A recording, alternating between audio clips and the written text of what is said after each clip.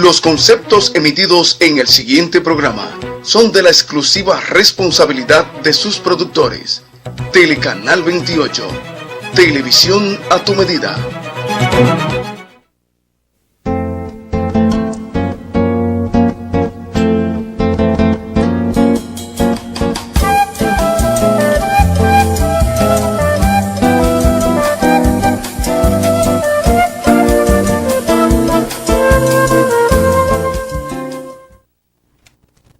Saludos país, aquí Alfonso Torres y yo en su espacio Voz para el Cambio, esta ventana de compromiso con la patria, de compromiso con el ideal duartiano.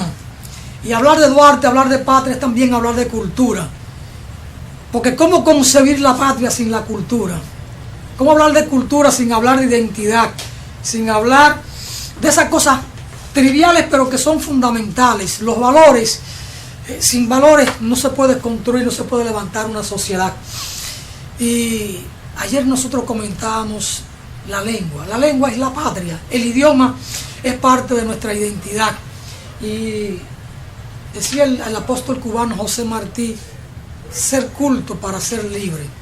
¿Cómo concebir la libertad si no hay un fundamento cultural que nos lleve a la identidad, pero al propio tiempo que nos lleve a valorarnos a nosotros mismos como seres humanos, como ciudadanos, como parte de un territorio, de un conglomerado social con una identificación determinada? Por eso en este espacio procuramos siempre, los viernes sobre todo, trabajar el tema de la cultura, la literatura, la poesía, el teatro, en fin, estas cosas que son fundamentales. Incluso el padre de la patria escribió sus versos pobres pero versos al fin. Versos pobres, dicen los eruditos en la materia en la República Dominicana. Para mí el poema en Duarte era también una manera de comunicar sus ideas, sus sentimientos y hasta su propia realidad. Como Duarte ya en los últimos momentos de su vida de alguna manera escribe parte de su biografía o de su vida en verso. Va retratando su realidad en verso, porque escribir en ese momento una autobiografía era algo mucho más pesado. Era de alguna manera más simple hacerlo a través del verso, pero también era una manera muy eficaz, muy efectiva de comunicar su propia situación. Cuando Duarte dice, por ejemplo, que al cruzar el umbral de la puerta a aquella habitación apenas sin luz, sin abrigo, sin pan, estaba de alguna manera escribiendo un retrato de su propia realidad, que en términos materiales era bastante miserable, expresaba bastante pobreza material, pero aquel hombre nunca se dobló. Y entonces es importante trabajar la cultura, la literatura, el verso, el poema, el teatro. ¿Por qué trabajar la identidad? Trabajar la lengua como tal. Hoy tenemos un invitado súper especial. Yo siempre le decía a su madre, ese es mi sobrino que yo no conozco, porque su hermana es mi madre, hijo de Arisleida Víar en Puerto Plata. Mi actriz preferida, mi declamadora preferida de todo el país, una estrella, una mujer de la cultura, pero una mujer de la tabla. ¿Y de qué tabla? Sin embargo, está en un rincón de la patria, allí en la novia del Atlántico, creo que le llaman a Puerto Plata.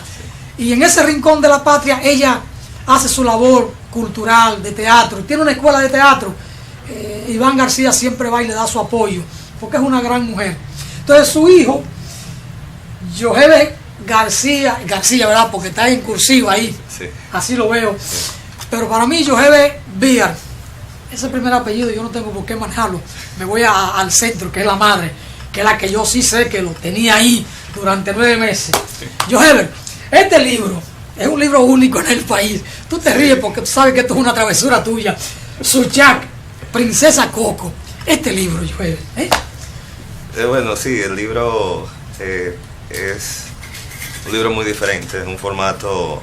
Realmente nosotros estuvimos buscando en internet y no encontramos ninguna literatura seria que tuviera este formato. ¿Hay literatura no seria? Bueno, lo que quiero decir, tú sabes que ahora los muchachos en Facebook están tirando memes, dañando tirando el cosas, exactamente, y entonces pues tú encuentras conversaciones de gente que las publican así como sacadas de un celular, pero así un libro impreso no hemos encontrado, y pensamos que estamos haciendo algo nuevo con este material. Realmente es como si hubiéramos sacado desde un celular, ¿verdad?, de conversaciones de WhatsApp, y lo convertimos en un libro. Es una conversación entre muchas personas, entre dos. Es una conversación entre dos personas. Es un libro dedicado muy enfocado a los adolescentes, al público joven adulto, a los padres también, que me han dicho cuando lo han leído, mira, tienes que decir que para padres. Y habla sobre temas, sobre la cultura, sobre la sexualidad, todos estos temas que atañen mucho a los muchachos adolescentes. Y bueno, también sobre las redes sociales, que como estábamos hablando ahora, los muchachos se nos están perdiendo ahí, están consumiendo demasiado tiempo. Uno de los capítulos que más me gusta se llama Bellotas Moore, y habla sobre la poesía. También estamos tratando de motivar a los muchachos a leer más. Estoy también sugiriendo algunos libros, libros juveniles, libros de poesía. Tenemos una poeta puertoplateña, Magnalis Katz, que estuvo también colaborando con el libro, pues ya tiene un libro también, y estamos sugiriendo su libro ahí. Y bueno, ha sido muy bien acogido por los jóvenes. Tú sabes ahora que los muchachos no están leyendo poco. Mira, ahí tenemos en pantalla, Yohebe, abrí el texto, ¿no? Y, bueno, yo no encuentro cómo darle, pero bueno, es una idea. Se me va la cosa aquí de acá. Fríselo ahí, señor director. Ahí se ve la idea del libro, el formato, ¿no? Es una conversación. ¿Cómo surge la conversación? ¿Es premeditada para hacer el libro o simplemente fue una conversación normal y después se le ocurrió a ustedes? Sí, mira, en el 2011, 2012, en el cambio de año, yo cambié de teléfono también. Tú sabes que antes usaban los BlackBerry. Y entonces cuando cambié a los celulares inteligentes, a esto ya Touch y qué demás, pues le hice un backup al celular viejo. Y entonces ahí tenía muchos mensajes que yo tenía con jóvenes, porque yo trabajé mucho tiempo con la Asociación de Scouts Dominicanos aquí, y también en la Escuela Nacional Solomús en Santiago, con instituciones en Puerto Plata, todo con jóvenes en general. Y entonces cuando estuve haciendo los backups para pasar los mensajes viejos del teléfono viejo al nuevo, empecé a encontrar todos esos mensajes que estaban ahí con jóvenes, con familiares y demás. Y empecé a leerlos y me pareció muy interesante lo que ellos me decían, lo que yo les respondía. Habían jóvenes que me tenían mucha confianza, me pedían consejos, me decían, mira, ¿qué hago aquí? ¿Qué hago allá? Y pues cuando vi el material dije, Dios mío, qué chulo está esto, me parece teatro, tú ves como uno habla, el otro responde. Y dije, caramba, tengo que hacer algo con esto en el futuro. Eso fue ya hace muchísimos años. Y fue en el 2015. Lo dije, voy a hacer el libro, y bueno, las amistades empezaron a presionarme, a decirme, mira ya, dale al libro, escribe el libro, que es una buena idea.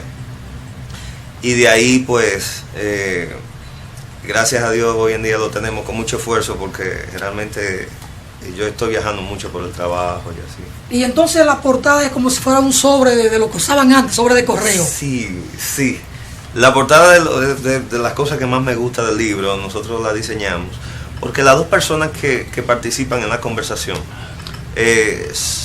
son de diferentes generaciones. Por ejemplo, tenemos una jovencita de 14, 15 años, y ya lo que era su enfermero, porque ella tuvo un accidente en el libro, y a raíz de eso, ella y su familia entran en una amistad con un enfermero de la clínica, y pues esa amistad continúa en la red social del WhatsApp, en mensajes. Entonces, esto pues se torna muy interesante, porque estas generaciones diferentes, por ejemplo, la generación mía todavía, yo conocía las cartas, a mi madre le mandaban cartas desde Canadá y todo ese tipo de cosas. Ya los muchachos no saben lo que es una carta y demás, y pues decidimos en la portada pues reflejar esas dos generaciones fundidas, por decirlo así, en este libro. Tenemos una generación de ahora nueva, que lo que entiende es el WhatsApp y demás, con una generación que es la nuestra, que entendía más de cartas, de escribir a mano y ese tipo de cosas. Y estas dos personas comparten muchas cosas, comparten música, comparten literatura, y se torna muy, muy interesante ver cómo esta evolución y esta transferencia de valores también, porque a nosotros nos corresponde transferirle los valores a la juventud. O sea, estamos perdiendo eso.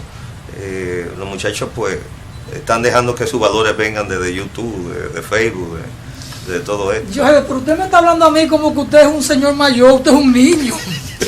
Como que usted no conoció bueno, usted quizá vio sobre, usted es muy chiquito. No. Porque si usted se pone mayor, me va a poner viejo a mí. Porque usted nació ayer. No me haga eso. Lo que pasa es que en la familia somos medio revejidos, entonces nos vemos así medio jóvenes. Pero no vamos a entrar en el tema. Su madre va conmigo en edad, no me ponga viejo. Pero bueno, yo hay una pregunta. En definitiva, es un formato diferente, nuevo, muy original, muy único, digamos. Pero los contenidos se van más a la poesía, tema de fondo, es variado, es muy coloquial. Es variado y el lenguaje es muy llano.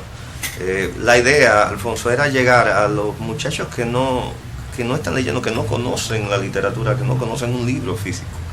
Porque ahora mismo, pues con el tema del celular y demás, los muchachos no se ven muy en contacto con el libro más que en la escuela, que lo ven más como una tarea, ¿verdad? Y demás. Y pues el contenido es muy variado. Como te comentaba, desde temas como incluso hasta el sobrepeso, la sexualidad, el tema de los embarazos en las niñas y adolescentes, lo tratamos ahí. Y por otro lado, mucha música. Tú sabes que el género urbano ahora que está muy de moda y demás, mucha gente piensa que el género urbano pues es malo de por sí. Lo que pasa es que tenemos muchos artistas haciendo, tú sabes, muchas cosas, muchos disparates. Entonces pues clasificamos ese género como malo, pero realmente este género deriva de la poesía. El rap, por ejemplo, es pues como si fuera poesía, y hay muchos artistas haciendo un rap serio, un rap consciente, un rap poético, y entre esas cosas las estamos motivando ahí en el libro. También lo que es leer, mencionamos a escritores dominicanos como Pedro Mir, lo que son también nuestros héroes, Gregorio Luperón, también héroes internacionales como Mandela, Martin Luther King. Todos estos ejemplos que los muchachos deben seguir, que son inspiración para que cada cual le dé un motivo a su vida, le dé un sentido al vivir. Entonces pues yo creo que más que nada sus chats, Princesa Coco, es un libro muy orientado a transferir valores y a guiarnos un poquito por la vida en base a la experiencia y el sentido común, que lo estamos perdiendo. ¿En Puerto Plata ya se conoce el libro? Sí, allá fue que lo lanzamos.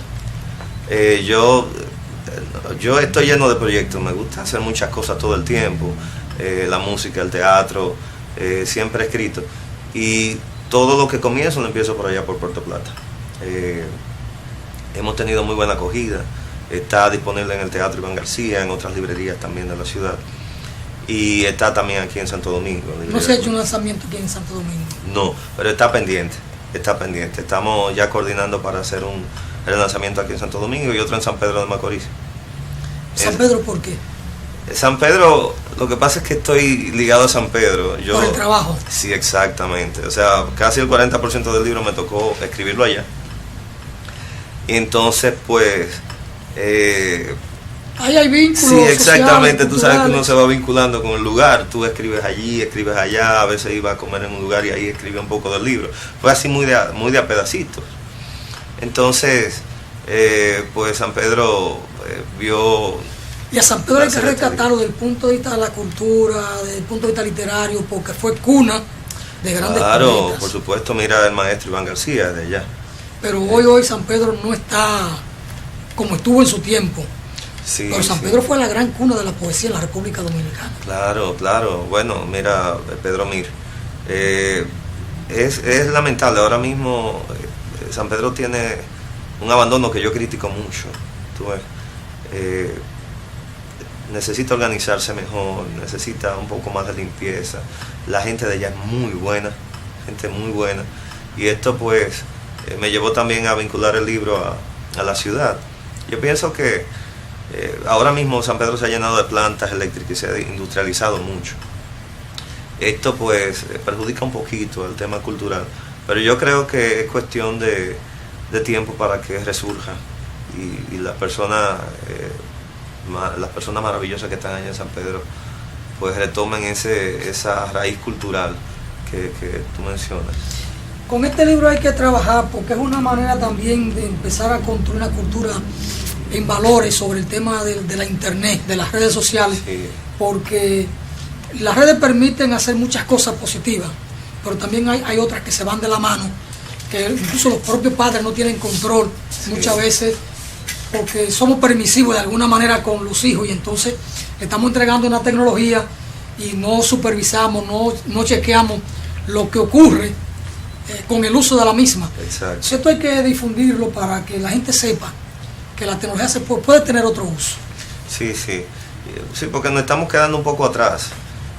A veces estos muchachos están entendiendo mejor que nosotros.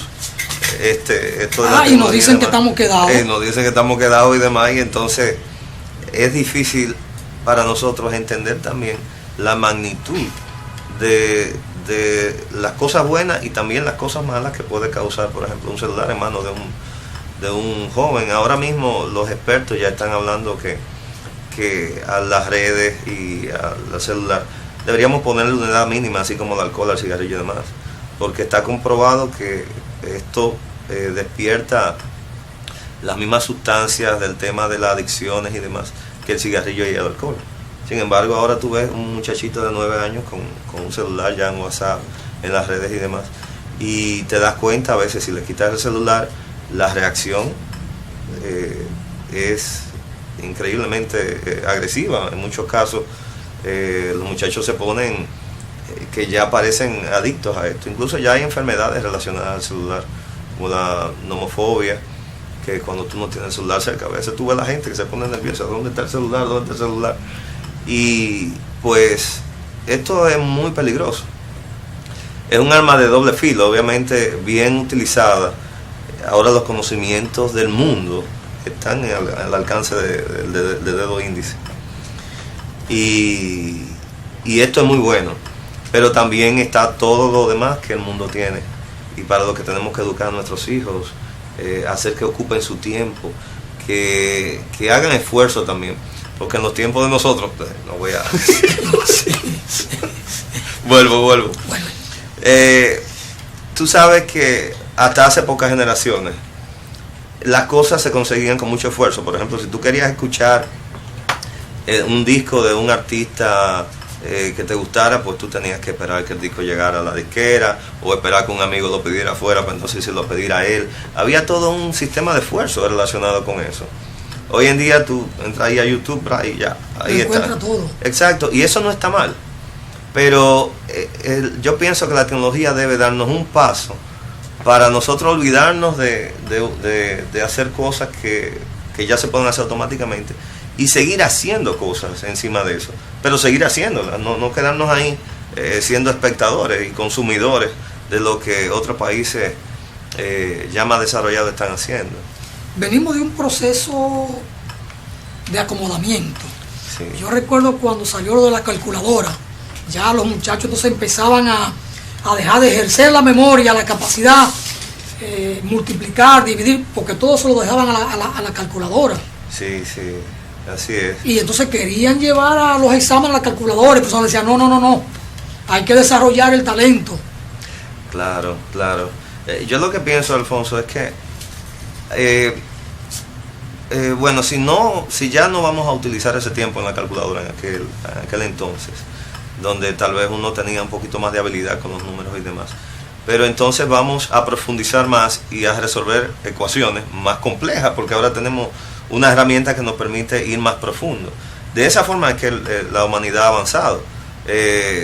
La ciencia nos permite hacer cosas más fácil, pero para que podamos hacer más cosas y hacerlas de forma más profunda. El tema es que nos quedamos ahí, o sea, esto a veces nosotros como país, la calculadora, ya, nos quedamos, ya lo hacemos más rápido y ya no hacemos nada con ese tiempo que nos sobra. Sí, pero atrofiamos el cerebro, porque al final si no tenemos la calculadora no sabemos hacer ninguna operación.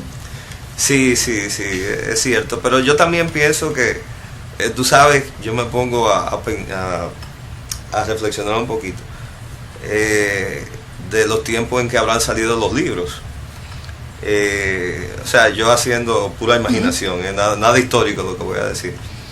Y entonces me imagino, por ejemplo, a los padres de los muchachos diciendo, mira, deja el libro ese y vete a ordeñar la vaca.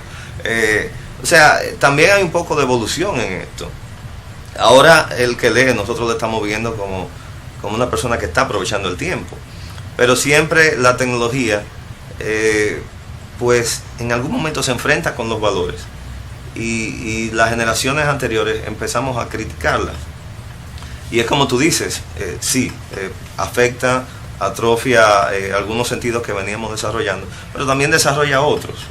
Y el tema es que los desarrolle, porque lo que estamos viendo ahora mismo es que es una crisis donde es tanta información, tanto entretenimiento, tanto video en YouTube, tantas canciones, que los muchachos se están perdiendo en eso. Ahí viene el tema, no tanto entretenimiento, la función crea el órgano Sí. que no se ejercita se atrofia, y entonces no estamos usando el cerebro, no lo estamos entonces desarrollando, y viene el problema, Sí. porque todo va a la comodidad. Claro, lo estamos y en esa entreteniendo. comodidad, ¿a qué nos vamos? Al entretenimiento. Exacto. Porque esos muchachos no van a buscar un libro, No, van a entretenerse, claro, o a una conversación trivial y estropeando el lenguaje.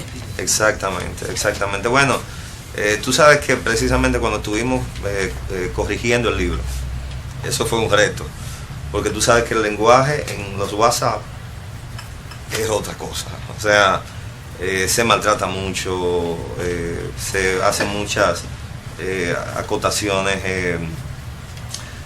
se abrevia muchas cosas. Y pues hoy en día no se dice que esté mal, pero también las razones por las que tú haces las cosas es lo que importa. Si tú empiezas a escribir mal porque tu educación no te da para escribir bien, pues tenemos que revisar eso. Y cuando estuvimos corrigiendo el libro, la correctora me decía, yo jefe, ¿qué vamos a hacer aquí? Tú sabes que en el WhatsApp, si tú haces una pregunta, tú le pones muchos signos de interrogación, por ejemplo, si tú estás muy interesado en la pregunta, pero esto no es gramaticalmente correcto. Entonces ella me decía, mira, esto no es gramaticalmente correcto, artísticamente sí lo es, ¿qué hacemos? Y entonces pues tuvimos que negociar ahí porque necesitábamos también difundir una ortografía correcta, un escribir correcto, que el lenguaje no se viera pues afectado, pero también que al mismo tiempo fueran mensajes de texto, que no pareciera como algo totalmente ficticio. Y pues tuvimos que negociar algunas cosas que yo creo que logramos en el libro. Las personas que han leído el libro se han sentido bien con la fusión y la ortografía que tiene. Y bueno, pienso que es un tema que también a través del libro lo estamos difundiendo, el buen escribir, el de escribir correctamente también. Eso es importante. ¿Y lo de la portada ha llamado la atención? Sí, la portada ha sido lo que más ha llamado la atención. Sabes que todo el que lo ve no puede negarse a ponerle la mano. Yo creo que nosotros estamos conectados, Alfonso, con estas raíces, lo que son las cosas en sus inicios. Mira que todavía el loguito del WhatsApp, el logo, el icono, ¿verdad? Es un teléfono de los de antes. O sea, ya el teléfono que conocemos ahora es un aparato cuadrado, ¿verdad? Que no tiene teclas. Pero todavía, si nosotros queremos hablar de teléfono, tú te das cuenta que usamos el logo del teléfono viejo, del teléfono análogo con la rodita y con la cosita. Porque el ser humano termina haciéndose parte de las cosas cuando comienzan, cuando el teléfono comenzó, pues nosotros vemos eso como una asociación a nuestros como instintos más básicos, por decirlo así. Y lo mismo pasa con el tema de la mensajería. Por ejemplo, el correo electrónico todavía el logo es un sobrecito. y la mensajería también sigue siendo pues relacionada a este tema de enviar cartas. ¿Alguna vez José enamorado le escribió carta a su enamorada y la envió en sobre? ¿Tuvo tiempo? Por eso es que hay que llamar antes de uno venir a la entrevista, ¿verdad? No. José, vamos a ver. Escritor, músico, actor, ingeniero. ¿Cómo José combina todas estas cosas?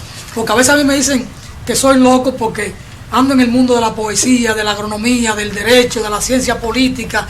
Entonces como que se mezclan muchas cosas en un solo ser humano. Y entonces José además teatrista, actor, digamos. Sí, está... tú sabes que... ¿Cómo correrse de la música, del teatro hacia la ingeniería? Sí, claro.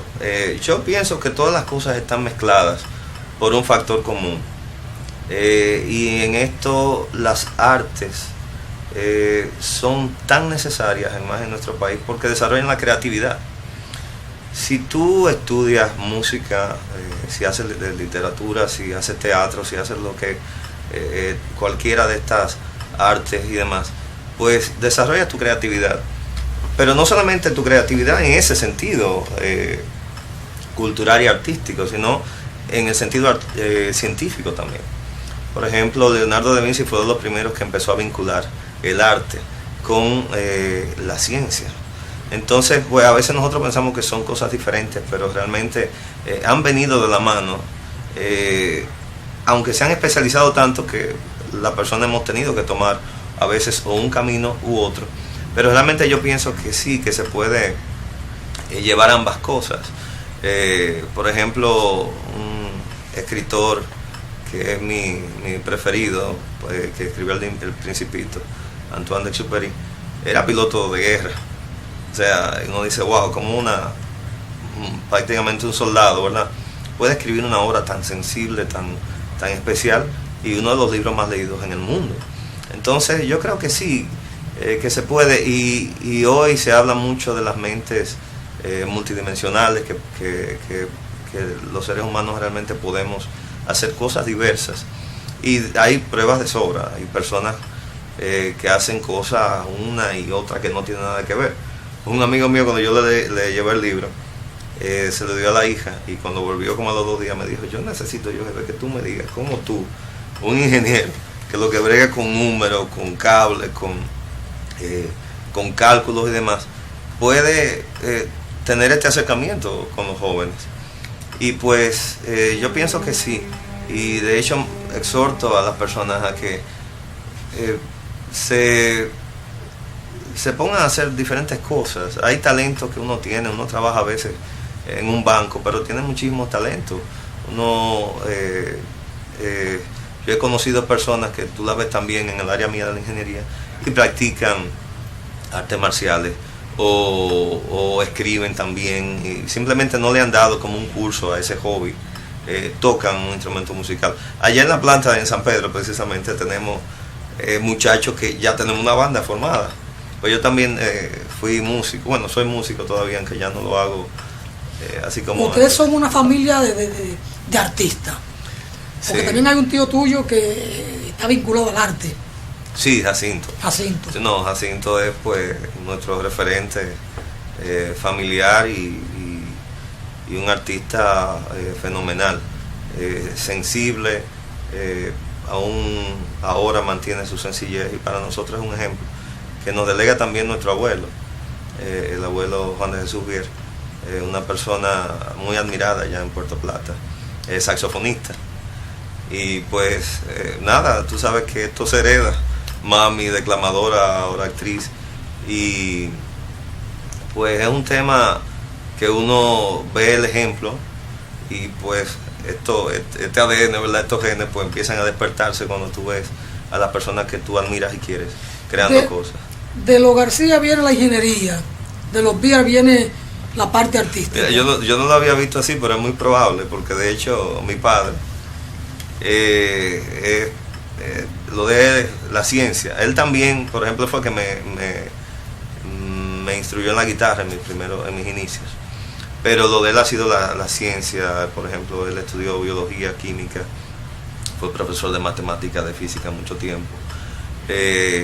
Y de hecho mi interés por la ingeniería vino por él. Él tenía siempre un laboratorio, siempre estábamos inventando cosas. Cuando se estaba hablando de las parábolas, nosotros estábamos inventando una parábola. Nunca funcionó, pero estuvimos en eso. Y pero estoy hablando de 7, 8 años de edad. Igualmente él me motivó mucho a escribir. Mi primer libro, que muchas personas piensan que es yo lo escribí como a los 5 o 6 años. En las piernas de mi padre, yo le dictaba y él escribía en esta máquina vieja. Y eso me motivó también a escribir. Una máquina Olimpia, una Remington. Sí, exacto. Era una Olimpia, me parece, que él lo mencionó en estos días. Y todavía tengo el libro por ahí. Ya estoy esperando a hacerme famoso para publicarlo. Después que uno se hace famoso, uno lo que tiene que hacer es morirse. Y después ya todo lo que tú escribiste y demás, pues empieza a tomar valor. Pero José, Arileida Viera en tu vida, en tu formación. bueno, mami, pues es difícil, tú sabes, uno buscar palabras para uno. Sí, pero no tienes que llorar tampoco. Lo voy a intentar. Lo bueno es que los lentes me ayudan. Mi madre pues ha sido ese apoyo. Tú sabes que más cuando uno está en sus inicios, necesita a quien de tu familia apoye lo que tú estás haciendo. Yo empecé a escribir ya de adolescente, o sea, tuve un tiempo en que no estaba escribiendo mucho, y de adolescente, como 12, 13 años, escribí una obra, un cuento, perdón, que mi madre recuerda mucho, se llama Jalea Real. Y pues cuando ella lo leyó, pues me hizo todo una algarabía. Digo, tú sabes que estaba parcializada, pero realmente eso yo lo recuerdo con mucho cariño, mucho amor. Eso hace que uno también se motive, que tú sientas que tu familia te respalda, sean cuales sean los resultados. Y entonces, pues mi madre también ahora con el tema del teatro, pues me ha arrastrado, ¿verdad? Y yo me he dejado arrastrar hacia esa área que me ha encantado también. Yo, por ejemplo, estoy haciendo mucho teatro allá. Estuve también estudiando un poco sobre cine y televisión en el tiempo que puedo y a manera de hobby, porque realmente mi trabajo es muy, muy demandante. Pero mi madre, pues todo en este tema artístico. Yo no sé por qué Arileida siempre me ha hablado de sus niños. ¿Mis niños de qué, Arileida? Si él mismo se asume ya, ¿verdad?, como adulto y de los tiempos pasados, en esta cosa que estamos aquí recreando. Finalmente, aunque se pueden hacer muchas cosas, hay una palabra clave, hobby, porque al final una de las disciplinas termina dominando la otra. El ingeniero domina al músico o al poeta, o el poeta termina sepultando al músico. Los demás son casos excepcionales. Pero una disciplina al final domina la otra. Bueno, sí yo coincido contigo que, por ejemplo, las personas al final, ¿verdad?, terminan pues eligiendo dedicarse a algo en lo que se sientan más identificados y más realizados. Yo no sé, realmente, no sé si tú me estás diciendo, bueno, vamos a ver que tú terminas. Por ejemplo, Pero, yo no podría concebir a José Antonio Molina siendo médico. Ok. Porque esos dedos de él no es para hacer una cirugía, es para el teclado ahí del piano, o para agarrar una batuta y dirigir. Bueno, pero es posible que sí, que él pueda sacar lo mejor, ¿verdad?, de ambas cosas y poder utilizarlas. Por ejemplo, una de las cosas que tiene el libro, el cálculo de las burbujas, los números. Mira, estoy forzando la jugada, pero realmente yo pienso que las disciplinas se pueden fusionar. Mira, Steve Jobs, por ejemplo, en uno de sus discursos antes de morir, decía que él estaba en la universidad y él empezó a estudiar dibujo y empezó a estudiar este tema de las litografías, ¿verdad? Y entonces él, como eso le encantaba, le fascinaba, pero él era más de la parte tecnológica. Y entonces pues él se pensaba, caramba, ¿en qué voy a usar esto? Los diferentes tipos de letras y demás. Y después él mismo dice, mira, gracias a eso Hoy en las computadoras tenemos el Times New Woman, el Comic Sans, todas estas letras diferentes que vinieron de la idea de él y de sus estudios artísticos sobre los diferentes tipos de letras. O sea, yo pienso que al final es posible vincular una cosa con la otra. Así, ahora sí es cierto que tú en algún momento pues tienes que definirte tal vez, ¿verdad?, como una cosa o como la otra. O en sus momentos, por ejemplo, uno de mis guitarristas que yo veía allá en Puerto Plata era arquitecto. Y él no dejó de ser arquitecto y era un excelente guitarrista. Entonces, no sé, creo que al final pueden sobrevivir ahí los dos. Es que sí, el hobby va a sobrevivir, pero para vivir habrá que ir o a la arquitectura o a la ingeniería en el caso de Joe, porque si te quedas como poeta o como músico, mira, pasa trabajo. Pasa trabajo en este país. En este país. Sí. Gracias, Joe, por esta interesantísima conversación. Un libro interesante. Sus chats, Princesa Coco, muy original. Es un libro que viene de conversaciones ahí en las redes. Interesantísimo. Joe, ¿así algún mensaje final para los padres, las redes sociales y los hijos? Bueno, formen parte de esto.